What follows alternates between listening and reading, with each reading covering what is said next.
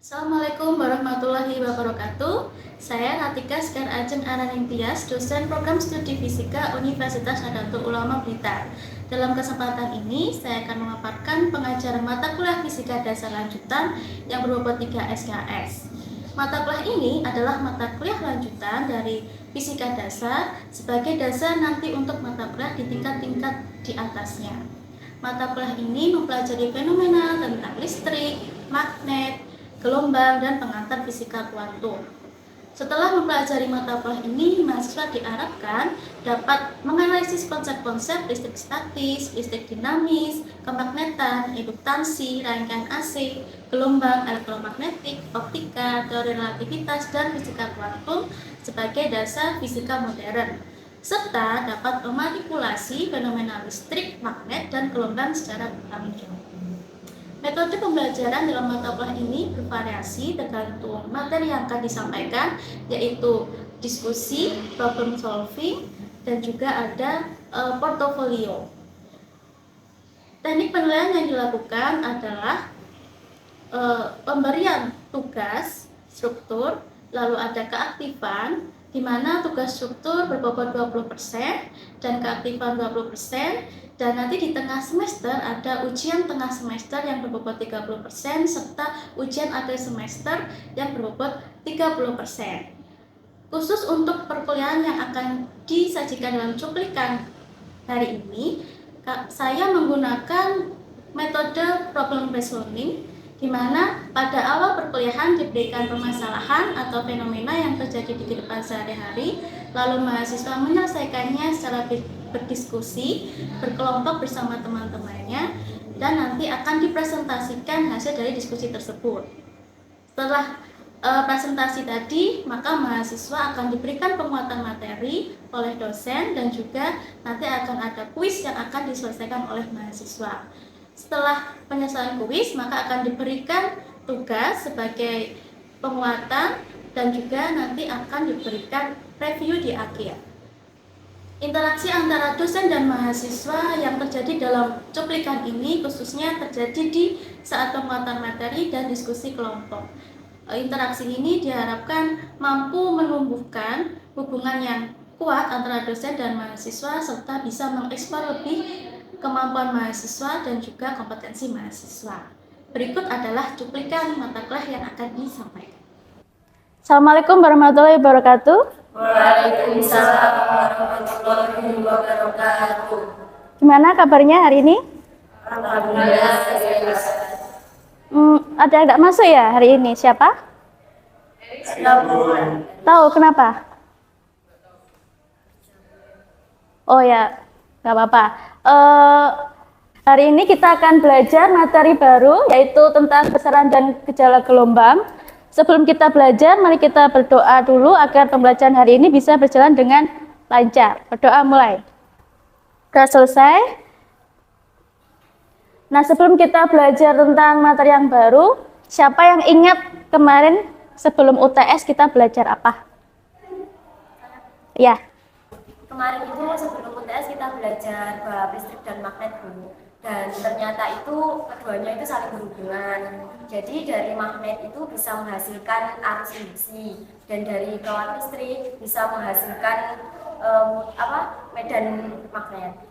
Oke, ya baik sekali tadi reviewnya. Untuk sekarang kita belajar tentang materi gelombang ya. Harapannya ketika belajar materi gelombang ini, kalian bisa memahami konsep dasar getaran dan gelombang, lalu bisa mengaitkan besaran dan gejala gelombang dalam kehidupan sehari-hari. Nah, untuk subbab materi yang akan kita pelajari hari ini yaitu tentang pendahuluan atau pengertian dari gelombang, lalu ada besaran gelombang, gejala gelombang, gelombang bunyi, dan aplikasi gelombang bunyi.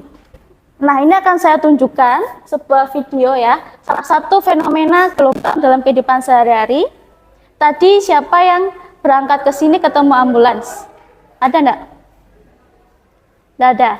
Atau ketemu suara papasan sama itu ada?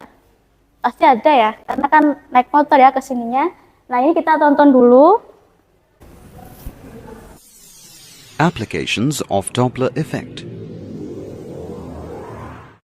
The illustration shown here will help you understand the Doppler effect. I'm sure you would have heard an ambulance speeding past you.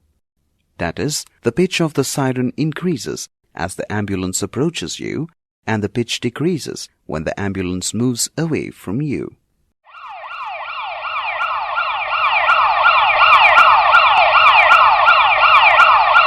Nah, sini kelihatan kan ya? Tadi ketika di awal suara sirenenya keras, tapi ketika menjauhi, pendengar yang ada di pinggir jalan itu ambulannya semakin pelan suaranya.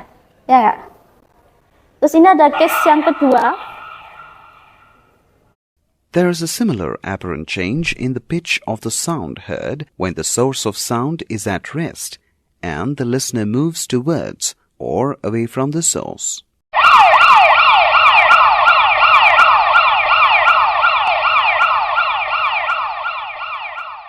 Di case yang kedua, ambulansnya diam, tapi mengeluarkan sirine, tapi pendengar itu ada yang berjalan menjauhi. Jadi ada dua case di sini ya. Nah pertanyaannya, fenomena apakah ini? Lalu apa yang membuat suara sirine ini bisa lebih pelan ketika menjauhi pendengar? Lalu faktor apa saja yang mempengaruhi tadi keras dan pelannya suara ambulan? Jika pendengar menjauhi ambulan, bagaimana suara sirenenya? Nah, untuk menjawab pertanyaan ini silakan kalian berkelompok. Karena ini mahasiswanya ada 8 ya, jadi silakan berkelompok 4-4 gitu aja ya. 4-4, nanti menjawab pertanyaan ini dan salah satu nanti bisa presentasi. Oke, gimana?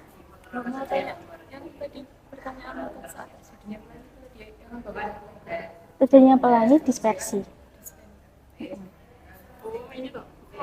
Nanti yang gejala-gejala gelombang.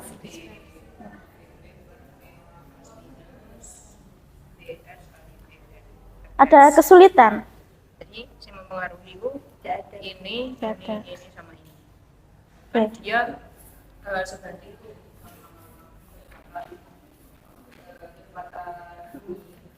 Oke, waktunya sudah selesai untuk diskusi. Silakan presentasi ya. Saya tunjuk dulu kelompoknya belakang. Coba silakan ditunjukkan hasil kerjanya.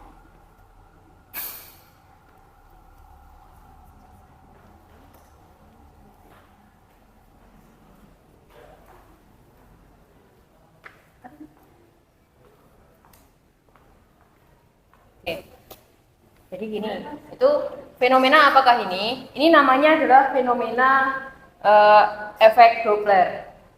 Jadi mengapa suara sirine ambulan lebih pelan jika menjauhi pendengar? Itu karena frekuensi yang didengar oleh si pendengar itu semakin kecil karena frekuensi yang dikeluarkan oleh si ambulan itu semakin kecil karena dia semakin menjauh dari si pendengar. Selanjutnya, faktor apa saja yang mempengaruhi pelan atau kerasnya suara sirine ambulan? Itu saya tulis rumusnya mohon di sini Bu dosen. Permisi.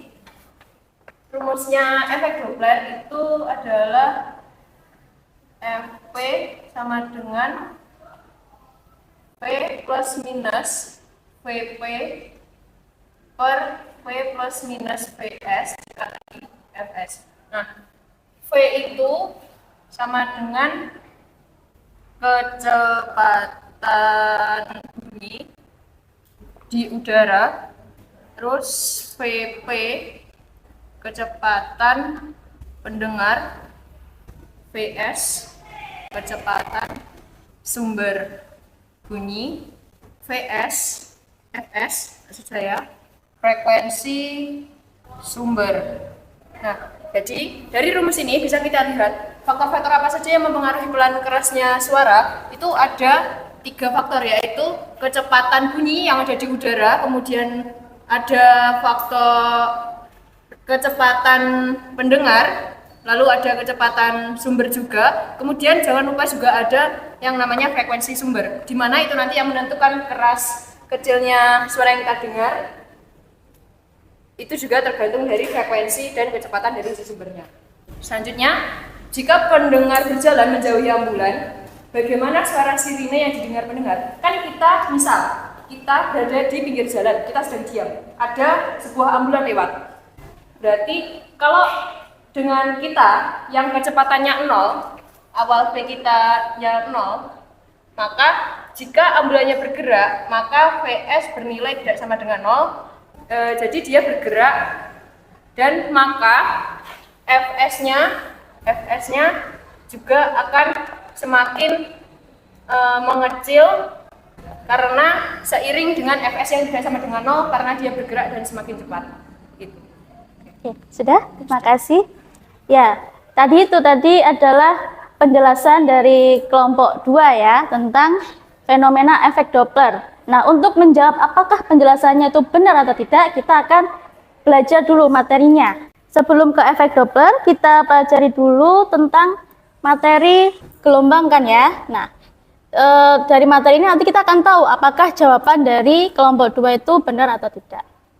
Nah, sebenarnya gelombang itu apa sih? Gelombang itu syaratnya harus ada osilasi atau getaran dan juga ada perambatan pola. Jadi kalau misalkan yang bergetar itu di satu titik aja, misalkan penggaris itu ya, kalau digetarkan kan dia bergerak naik turun kan, itu hanya disebut getaran. Tapi kalau gelombang, getaran ini harus berjalan dengan pola yang berjalan seperti itu. Contohnya adalah ombak ya. Ombak kan dia berjalan dari tengah laut ke pantai kan? Seperti itu. Nah, berdasarkan arah rambatannya, gelombang itu dibagi menjadi 2, yaitu gelombang longitudinal dan gelombang transversal. Gelombang longitudinal itu apa? Gelombang longitudinal itu adalah gelombang yang arah osilasinya searah dengan arah rambat.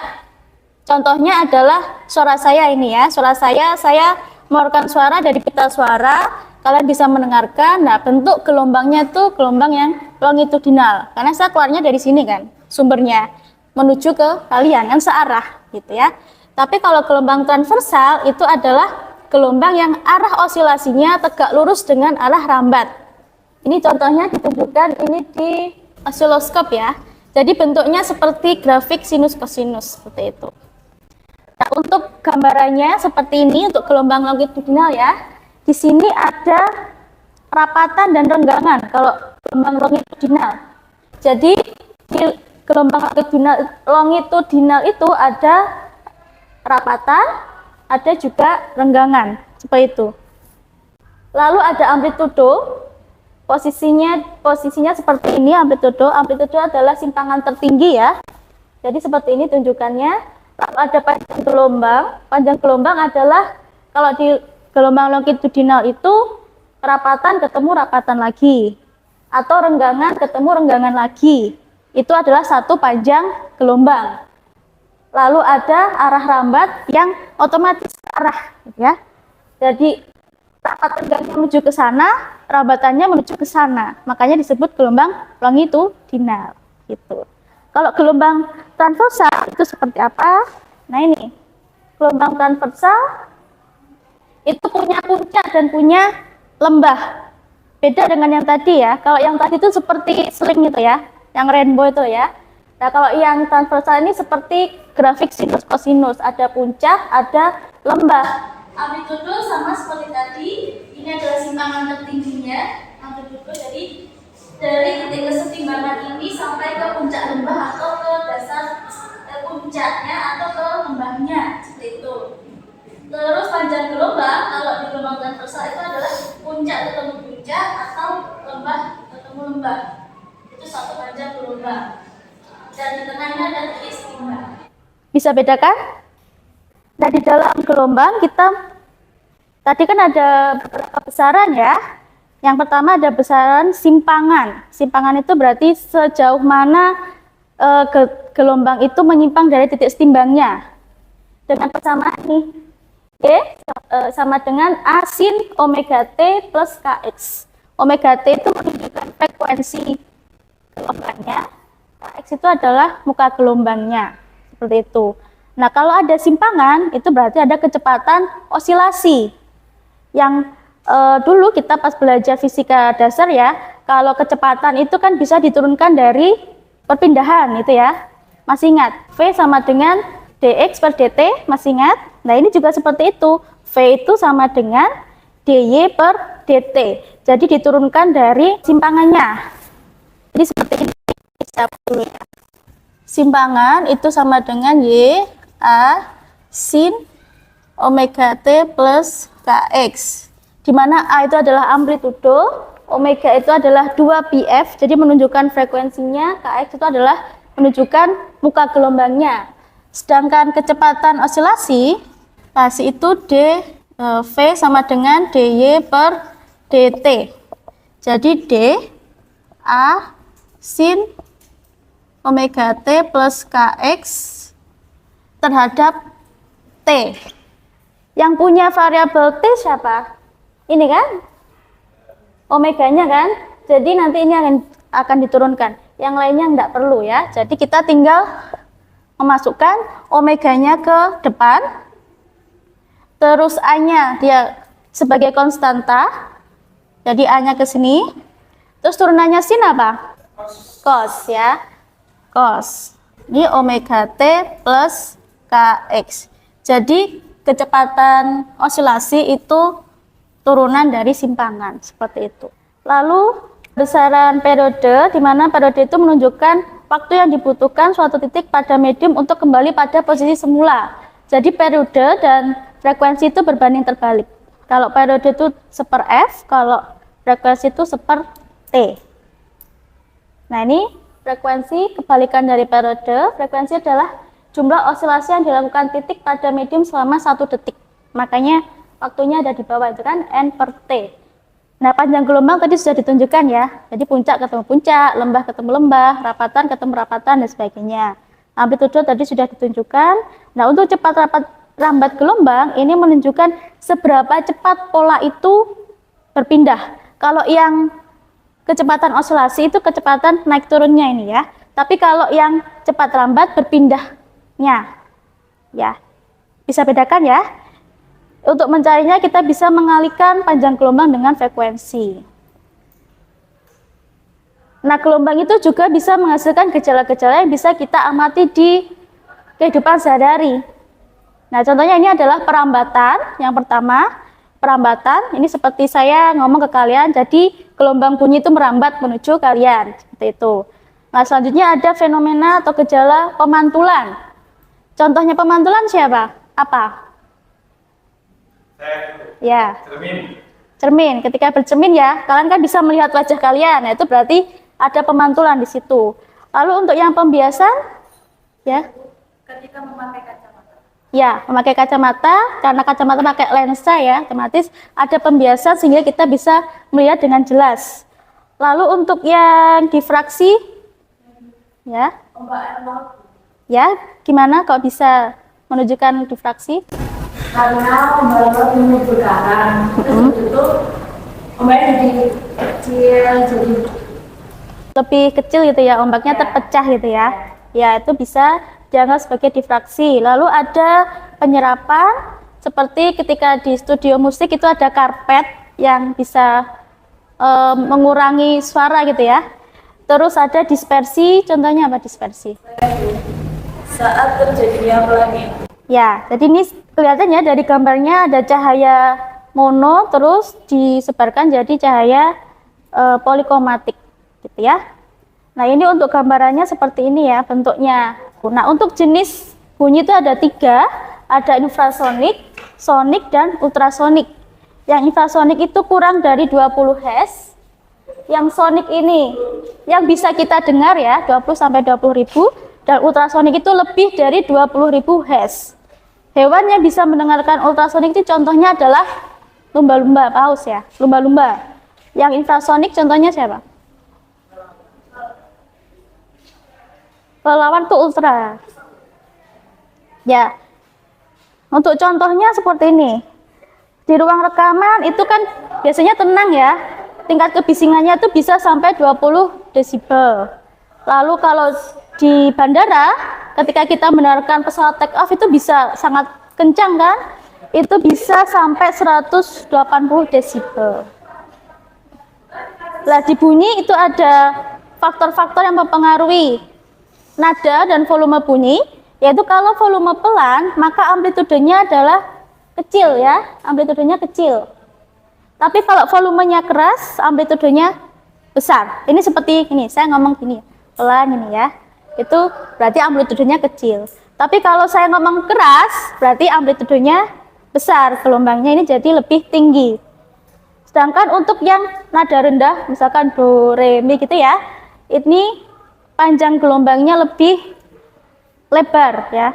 Ini bukitnya atau puncaknya ini lebih lebar. Sedangkan kalau nada tinggi itu lebih rapat ini ya, panjang gelombangnya. Nah, saatnya kita membahas apakah jawaban dari kelompok 2 tadi benar atau enggak ya. Nah, salah satu fenomena yang membahas tentang gelombang bunyi ya, itu adalah efek Doppler.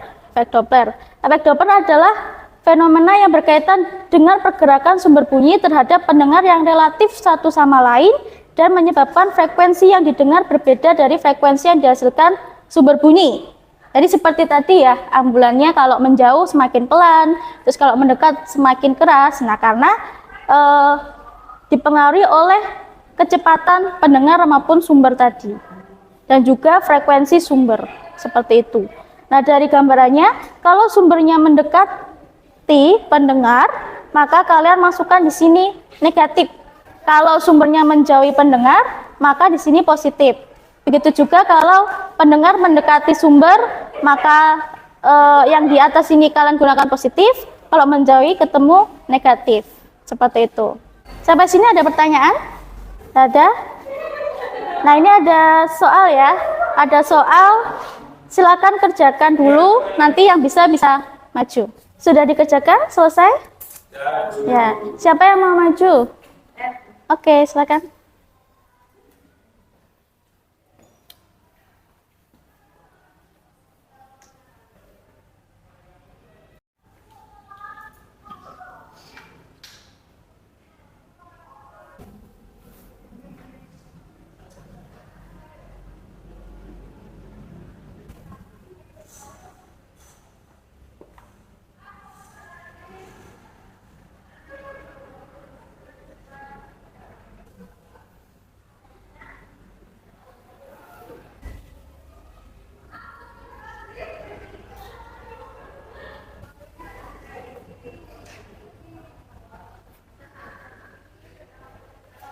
Oke, sudah, terima kasih sudah mengerjakan. Kita bahas dulu ya. Tadi soalnya diketahui frekuensi sumber adalah 500 Hz, kecepatannya 40 meter per sekon, kecepatan pendengar 50 meter per sekon, lalu ada kecepatan bunyi ya. Kecepatan bunyi adalah 340 meter per sekon. Ya, belum tulis tadi ya. Untuk persamaannya tadi udah dijelaskan ya, V plus minus VP per V plus minus VS. Ini ada yang kurang ya? Dikurang dikali Fs, frekuensi sumber ya. Tinggal masukkan saja kalau pendengarnya tadi, soalnya pendengarnya mendekat ya. Kalau mendekat berarti positif. Terus kalau sumbernya mendekat negatif, tinggal dikalikan ketemu 650 Hz. Nah, ini frekuensinya dari asalnya kan 500 Hz. Ini 650 Hz. Jadi sesuai sama di kenyataan ya, kalau kita misalkan papasan sama ambulan kan semakin keras ya. Jadi frekuensinya akan semakin besar, seperti itu. Mungkin ada pertanyaan lagi? Sudah? Ya. Untuk lebih paham lagi, silakan kalian mengerjakan buku survei yang bab gelombang ya. Nanti dikumpulkan minggu depan di pertemuan yang akan datang. Nah, untuk perkuliahan hari ini kita cukupkan sampai saat ini sekarang, karena waktunya juga sudah selesai ya, waktunya ganti perkuliahan. Sebelumnya silakan salah satu menyampaikan kesimpulannya. Hari ini belajar apa? Siapa? Oh, Anita, silakan. Kesimpulan hari ini kita belajar mengenai tentang gelombang yang dibagi menjadi dua, gelombang longitudinal dan gelombang transversal, serta mempelajari tentang gejala gelombang seperti perambatan, pemantulan, pembiasan, difraksi, penyerapan, dan diskresi. Oke. Sekian kesimpulannya. Ya. Ya, terima kasih Anita atas kesimpulannya ya. Jadi hari ini kita belajar banyak ya tentang gelombang, lalu ada gejala-gejalanya, dan terima kasih sudah mengikuti dengan antusias. Sampai di sini saya akhiri. Wassalamualaikum warahmatullahi wabarakatuh. Itulah tadi cuplikan pengajaran yang telah saya lakukan untuk mata kuliah Fisika Dasar Lanjutan pada pertemuan ke-9. Atas perhatiannya diucapkan terima kasih. Wassalamualaikum warahmatullahi wabarakatuh.